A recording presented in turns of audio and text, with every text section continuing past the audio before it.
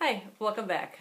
During the month of November, I participated in Steve Donahue's read-along of Moby Dick, or The Whale by Herman Melville. Well, this is my first encounter with this in a book format. Prior to that, I had seen the movie starring Gregory Peck several times, so I was well aware of the general plot of the book. So this is my first time reading the novel, in fact, my first time reading anything by Herman Melville. It was one of the more challenging classics I felt that I've ever encountered. Just because of the kind of dual nature of the book. Now, before I go on any further, I will be talking about the book in some detail, so even all the way to the conclusion, so there will be spoilers, and if you are not familiar at all with the story, or if you want to read it on your own, or encounter it through the movie, or whatever, I suggest stop watching now, because like I said, I'm going to go into some spoilers, so turn it off, and I'll see you in about a month. So anyway, let's move on. First, I want to talk about this particular edition. This is the Modern English Library Classic Edition.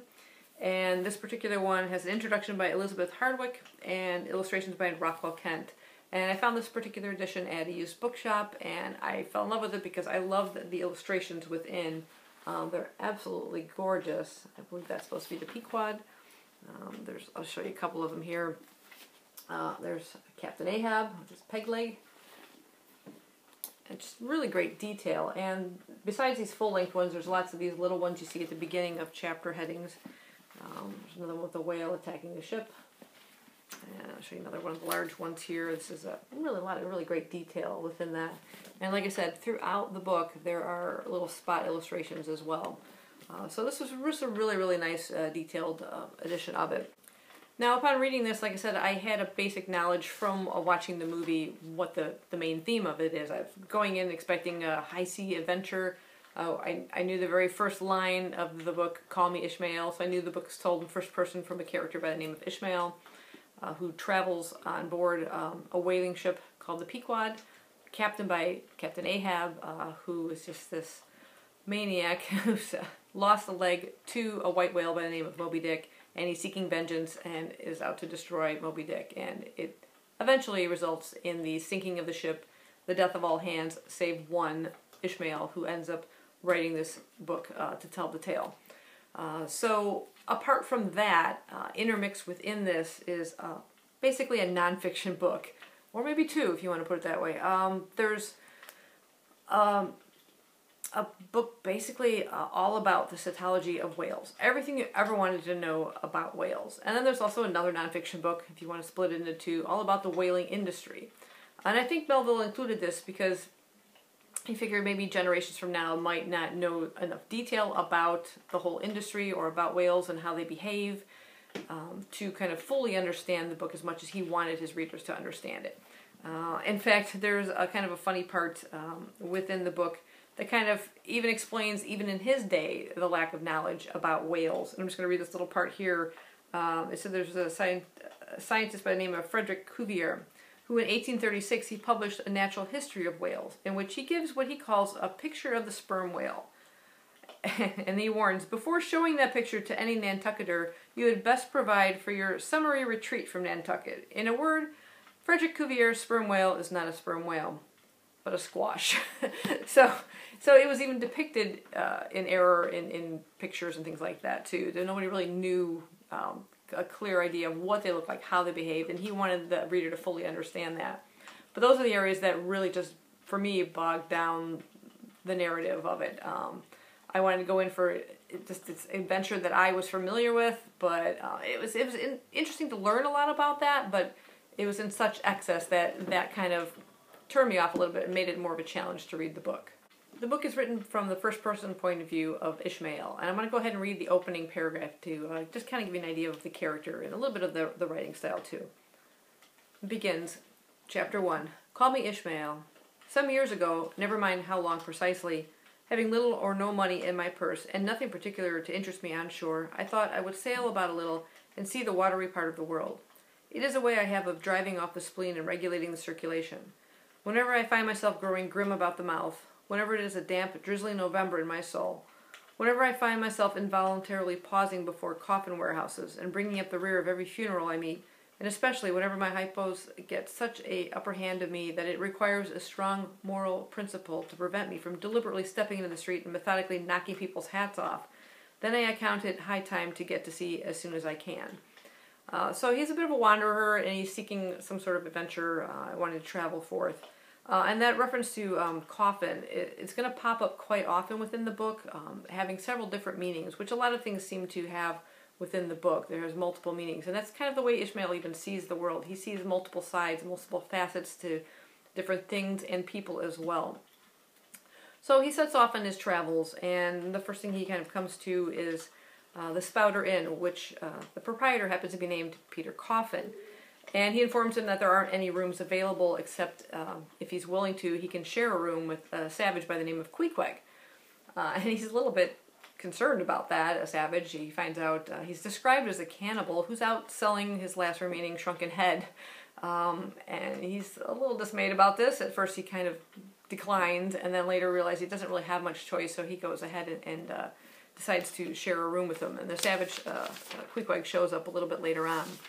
And once again, the way Ishmael sees the world, he sees, after a bit, there are more sides to this man than just being a savage. He states, "What is all this fuss I have been making about? I thought I to myself. The man's a human being, just as I am. He has just as much reason to fear me as I have to be afraid of him. Better to sleep with a sober cannibal than a drunken Christian." So I thought that was a pretty interesting quote. Even later on, he comes to learn a little bit more about Queequeg, that in fact he is also searching for some other adventure. He says he has an ambitious soul. He lurked a strong desire to see something more of Christendom than a specimen whaler or two. So he has set out on his journey. He comes to find out that he is actually royalty. He's the son of a king. And they share the same kind of wandering soul. They form like a bit of a brotherhood, and that's a theme that kind of pops up again within the course of the story, within the crew on the ship, and also within two characters, Ahab and Starbuck, two very diametrically opposed characters. But I'll go into more about their brotherhood a little bit later on. So they set off on their journey together, heading towards Nantucket to seek a ship. And Queequeg decides he'll let Ishmael decide on which ship. But as they're approaching the docks and looking over the various ships available, they encounter Elijah, who's sort of, they see him as a bit of a madman, but he's a bit of a prophet as well. And he discusses things about Ahab, and if you've not seen him, if you don't heard stories of him, and he basically says goodbye to these two, saying, "I shan't see you again very soon, I guess. Unless it's before the grand jury," meaning perhaps in heaven. So he's kind of trying to warn them off, and they encounter him several times before they actually set sail. So it's sort of like a forewarning of events to come. Now, all this time, they end up finding a ship. They choose the Pequod. They meet the owners of the ship. The captain's nowhere to be found. So the owners hire the people. They sign them on board. While all this is taking place, Ishmael sees some strange shadowy characters boarding the ship. And these people will show up kind of later on. They're kind of a mystery as to who they are. But Ahab himself is not seen until after the ship sets sail. In fact, this little blue tab you see in the book is his first appearance in the book. So there's this delayed appearance of a major character. So you're kind of apprehensive. What's this character going to be like? And then, you see this picture of him. You've heard tales about him. You've heard warnings about him. And the crew themselves are also a bit apprehensive as to their captain, and that ends up giving him a little bit more control, I think, over the characters. And I just thought it was a really great first appearance of the character as well. He kind of spurs his crew on with this speech, first questioning, have you heard about this whale, this white whale, and he says that till I love this phrase here. I'll chase him round Good Hope and round the Horn and round Norway Maelstrom and round Perdition's flames before I give him up. And this is what ye have shipped for, men, to chase that white whale on both sides of land and over all sides of earth, till he spouts black blood and rolls fin out. What say ye, men? Will ye splice hands on it now? I think you do look brave. And so he spurs the crew on to join him in this search, this hunt for this whale that took his leg. And everyone cheers on, and he puts a doubloon, like a golden doubloon, and first to sight the whale will win that gold, and they're all won. They're all ready for this challenge. All save one, Starbuck. he clearly points out the true mission of the ship. He says, I came here to hunt whales, not my commander's vengeance. How many barrels will thy vengeance yield thee, if thou gettest Captain Ahab? Will it not fetch thee? It will not fetch thee much more in the Nantucket's market. So this particular whale isn't going to be worth more than any other whale. And hunting for one specific one is not the mission of this ship. So he's the one kind of holdout, which is a very dangerous one because Starbuck happens to be the first mate of the ship. So he can easily claim this is the reason that he could take over if he wanted to. He has a legal right in this instance because that is not the mission of the ship. So there's a lot of, like I said, there's a lot of, in between here you start to get a little bit more background about the whales and stuff, and some of those parts slowed down this kind of building interest for me in the book. But it still didn't deter me for wanting to read the book. There are some really poetic prose within here that I just loved. For the most part, Ishmael is the main narrator, but there are like a couple chapters after that stirring speech by Ahab where the perspective actually does shift. In this particular one, chapter 37, called Sunset, we get an insight into Ahab's thoughts. And I just thought this was really, really lovely. I just want to read a couple of parts from here as well. It says, I leave a white and turbid wake, pale waters, pale cheeks, wherever I sail. The envious billows sidelong swell to whelm my track. Let them, but first I pass. Yonder by the ever-brimming goblet's rim, the warm waves blush like wine. The gold brow plumbs the blue. The diver sun, slow dived from noon, goes down. My soul mounts up. She wearies with her endless hill. Later on, he says, time was when as the sunrise nobly spurred me, so the sunset soothed. No more. This lovely light, it lights not me. All loveliness is anguish to me, since I can ne'er enjoy. 'Twas not so hard a task, I thought, to find one stubborn at least. But my one cogged wheel fits into all their various wheels, and they revolve. Or, if you will, like so many anthills of powder, they all stand before me, and I their match. Oh, hard that, to fire others, the match itself must needs to be wasting. What I've dared I've willed, and what I've willed I'll do. They think me mad. Starbuck does. But I'm demonic. I am madness maddened. That wild madness that's only calm to comprehend itself. The prophecy was that I should be dismembered, and I lost this leg. I now prophesy that I will dismember my dismemberer. So just a really, really great prose within that. And then the next chapter we get a perspective on Starbuck's point of view. He says, my soul is more than matched. She's overmanned, and by a madman. He drilled deep down and blasted all my reason out of me. I think I see his impious end, but I feel that I must help him to it. So there's a lot of this like fate, like it's destined to happen. There's nothing they can do to stop it, and Starbuck feels like he's gonna have to help him on his way. And then you have the second mate, Stubb, who's just much more easygoing kind of fellow. He takes everything in stride. He lives in the present, and his statement is, I know not all that may be coming, but be it what it will, I'll go to it laughing. So a totally different perspective and different reaction to things. And then after that you have a chapter that kind of just has, almost like in play format, where just various members of the crew are just kind of listening, or just playing some music. You have the young Negro boy Pip playing his tambourine, some are singing, and some are telling tales, just sort of forming a little brotherhood amongst themselves and discussing the events and the speech and things in the doubloon.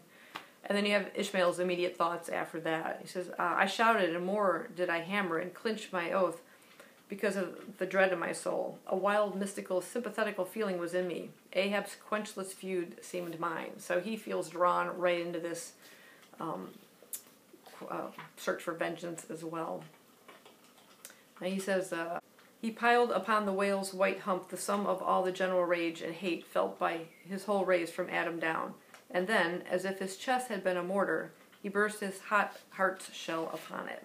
So just some really great quotes within this book. So as the story goes on, each time as they're sailing, they keep encountering various ships, and usually they'll approach and they have what they call, I think it's a glam, where they have a discussion, on events, past mail, if they happen to have mail, across from each other, and just tell the events that they have encountered. And the first question out of Ahab's mouth is, has seen the white whale? That's all he wants to know. Have you seen the white whale? And each ship that he encounters seems to have more and more information. Some have had encounters, and each one is progressively worse, more destructive, more death has occurred because of the white whale, and each one is sort of foreshadowing events to come. Things are getting worse and worse. There are constant warnings, basically, that he keeps avoiding and ignoring to turn back.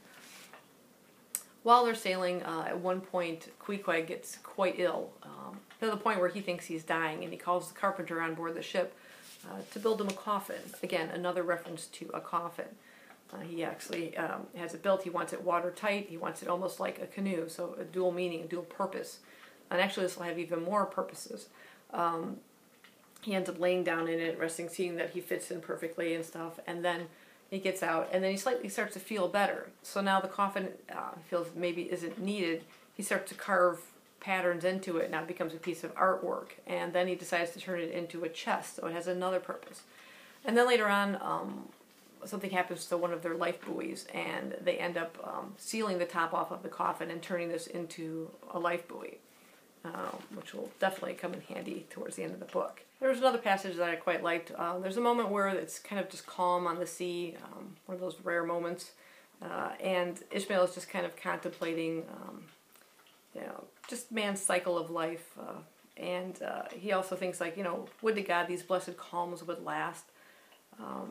Where lies the final harbor whence we unmoor no more? In what rapt ether sails the world, of which the weariest will never weary? It kind of made me think of like Hamlet's soliloquy, where he's thinking, what dreams may come when we have shuffled off this mortal coil? What's to come after? What lies beyond? I just thought that was a really nice little moment, nice little poetic moment. We've had a prophecy already. We've had Elijah kind of prophesying what's going to happen, that he doesn't think he will see Ishmael and Queequeg again. There's another prophecy that pops up, and it's from one of those shadowy figures that Ishmael saw climbing on board the Pequod. These particular members of the crew aren't seen until the first sighting of a whale, and they turn out they are Ahab's crew for his own whaling boat when they disembark from the Pequod and go off chasing off the whales. And one of them is a Parsi by the name of Fadala, and he foresees the final events that will come. And he states that, speaking to Ahab, that ere thou couldst die on this voyage, 2 hearses must verily be seen by thee on the sea. The first not made by mortal hands, and the visible wood of the last one must be grown in America. And thou canst not die till it be seen. I shall still go before thee, means he will die first. So once the Parsi dies, he will see 2 hearses. Like I said, one not made by mortal hands, which we come to learn will be Moby Dick. And the last one must be grown in America, which is the Pequod, which was made in America. And then only hemp can kill Ahab. Well, he disagrees this. And he says also that not only will the Parsi die before him, but he will see him again. So it's really kind of a chilling prophecy to come with regards to the inevitability of what's to come, this fate, this inevitable fate. Like Starbuck said, that he felt it was even his fate to help Ahab along on his inevitable journey. Ahab himself says he sees it too. He sees that there's no way he's going to stop, so there's no way this is going to end, I guess, well. Yet he still continues. He even, I think, he will sacrifice his life if it means he will take this whale. But here he says, here someone thrusts these cards into these old hands of mine, swears that I must play them and no others. And damn me, Ahab, but thou actest right, live in the game and die it. So he's committed. He's not going to relinquish this. There are all sorts of things that try to turn him back, like those ships that they kept encountering. They kept getting worse and worse, more and more destructed by the whale itself. Loss of life, nothing deters him. A severe storm, a warning, which Starbuck says, the gale that now hammers us to stave us, we can turn it into a fair wind that will drive us towards home. Yonder to windward, all is blackness of doom, but to leeward, homeward, I see it lightens up there, but not with the lighting. So, again, another warning, something to say, hey, turn back. This is your last chance. for a majority of this book, you all you feel is this one-sided almost character to Ahab, that he is just a monomaniacal captain in search of vengeance. That's it. But there are other sides to Ahab that start to kind of peek out, little moments of sanity that I really liked that the author included. That it gave you a little bit more depth to the character, a little more than just, you know, he's crazy. And some of those involved not only Starbuck but Pip. So Pip was the little boy, the little cabin boy. He actually goes out on a couple times. He's out on the whaling ship, and in his fright, he jumps out the first time. They haul him back, and they say, "Don't ever do that again." Well, again, something happens. He gets frightened. He jumps out, and before they can pull him back in, they're dragged away by the whale. So it takes some time before they come back around. He's all alone in this open sea, and he's terrified, and he kind of loses his sanity. And while they eventually do haul him back to safety, he's never quite the same. And there's a moment where Ahab he knows it's pretty soon they're getting closer to the whale, and he sees Pip, and he has this little moment with him. He says, Lad, I tell thee, thou must not follow Ahab now. The hour is coming when Ahab would not scare thee from him, yet would not have thee by him.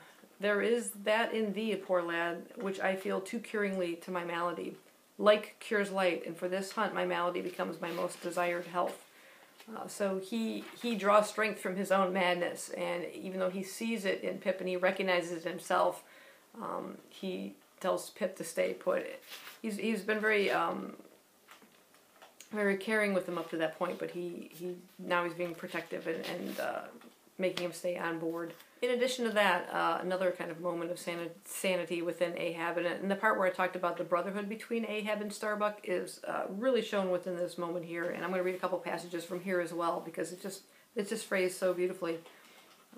So Ahab is speaking here. He says, When I think of this life I have led, the desolation of solitude it has been, the masoned walled town of a captain's exclusiveness, which admits but small entrances to any sympathy from the green country without.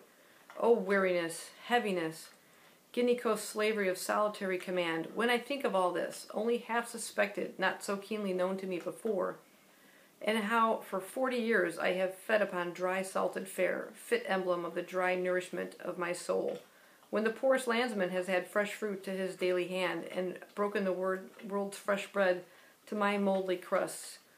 Away, whole oceans away from that young girl wife I wedded past 50, and sailed for Cape Horn the next day, leaving but one dent in my marriage pillow. Wife? Rather a widow with her husband alive. I've widowed that poor girl when I married her, Starbuck. And then the madness, the frenzy, the boiling blood, and the smoking brow, with which for 1,000 lowerings old Ahab has furiously, foamingly chased his prey, more a demon than a man. What a 40 years fool old Ahab's been. So you see, he knows, he feels almost like his whole life has been at sea. Has he wasted that toil, that sweat, and now this madness, and left the poor wife and actually even a child back at home. And then he approaches closer to Starbuck. He says, Stand close to me, Starbuck. Let me look into a human eye. I see my wife and my child in thine eye. And then he realizes he's put Starbuck in danger as well. He says, Stay on board, lower not when I do. So again, he's trying to protect him as well, just like he did Pip. He says, When branded Ahab give chase to Moby Dick, that hazard shall not be thine. No, not with the faraway home I see in that eye.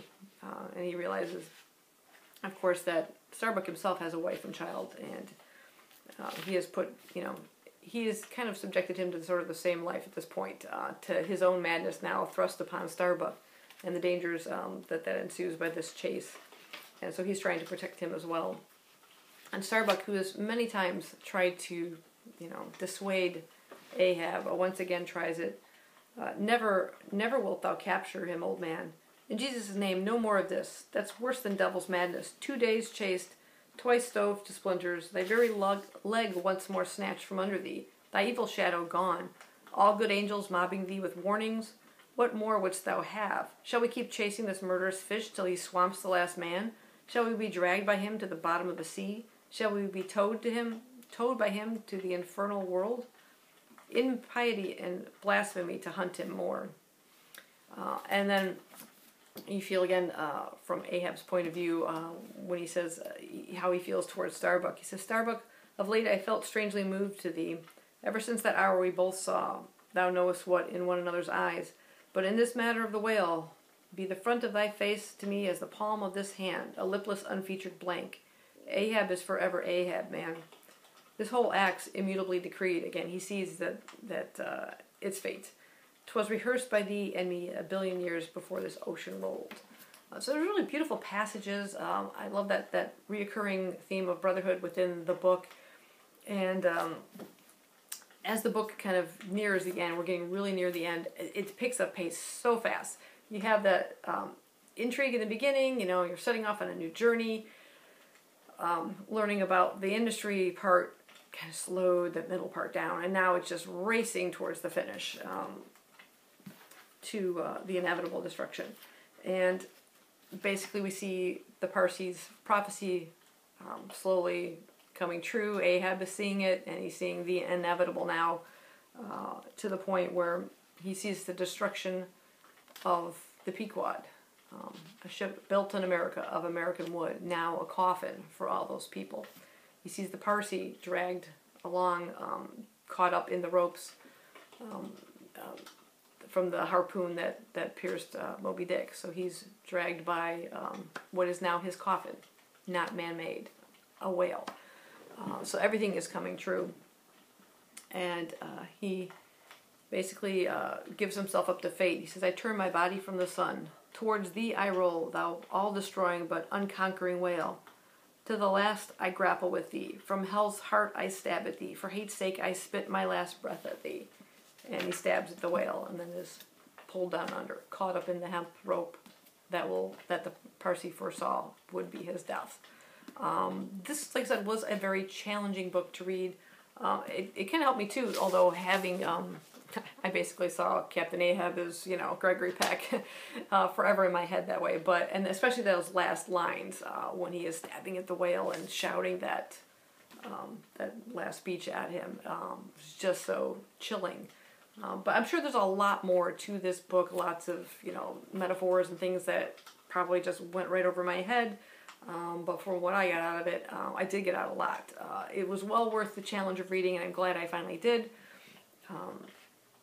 I really enjoyed, like I said, those very poetic passages within it. The nonfiction part, okay, it was interesting to learn about it, a bit gruesome to learn about the whole industry of it, but interesting as well. But I am intrigued to read more of his writing, different works. I think Typee is another one that he's well known for. Not sure which one the next best choice would be. Maybe I'll pick Steve's brain and see what he suggests. But I really did enjoy reading this and delving into it, and perhaps another reading I'd get more out of it next time. But I really enjoyed those very poetic passages, and I really enjoyed the read overall. So let me know if you guys have read it and what you thought of it, or if you think you might be spurred on to read it or try it. Let me know down below, and I'll see you guys next time. Thanks for watching.